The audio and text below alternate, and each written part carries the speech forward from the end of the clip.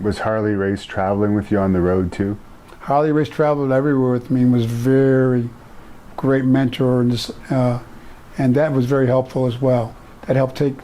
I was putting a lot of pressure on myself, and then putting Harley with me relieved a lot of that pressure. Would you be the one driving, or would he be the one driving? When Harley was traveling, Harley would drive. Cigarette in one hand, people have heard this before, a beer in the other. 100 miles an hour, literally. Pretty scary the first couple of times, but when you get used to Harley wanted to drive. He was a road warrior, old school, rubber on the asphalt kind of guy. When he drove, he wanted to get where he was going. He wanted to be behind the wheel, and I wasn't going to question it was Mr. Harley Race, sir, So. Did you ever see him in action in one of his altercations? Because I understand, I know this is towards the end of his career, but sometimes he'd get into it at the clubs.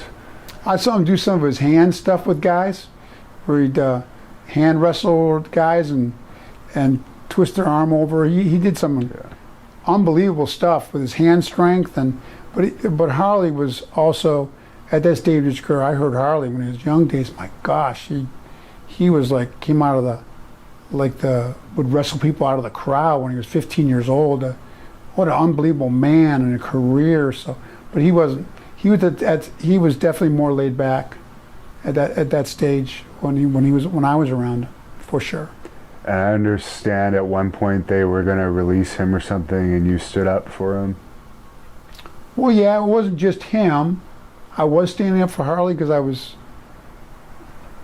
I had so much respect for Harley, but also I wanted Harley to be my manager. I was like, man, Harley Race is my manager, and I felt they'd made a commitment with what happened, and the challenge of where we go from here, with the huge void of Rick not being there, of Nate being gone, for them to, I felt like they were pulling the rug out from underneath us a little bit by not utilizing Harley as my manager, and so I definitely wanted to go in there and voice my concerns, and that I really wanted to stay with Harley and keep it going, for sure.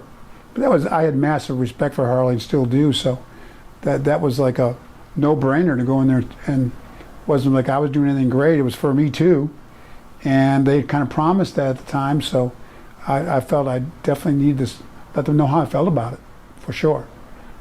Thank you for watching the Hannibal TV. Please like this video if you enjoyed it, and click the subscribe button to not miss any of our latest shoot interviews, match videos, or news updates. Support us on patreon.com for $1.99 a month to watch our full shoot interviews ad-free and help our channel grow. Follow us on Twitter at the Hannibal TV for instant updates.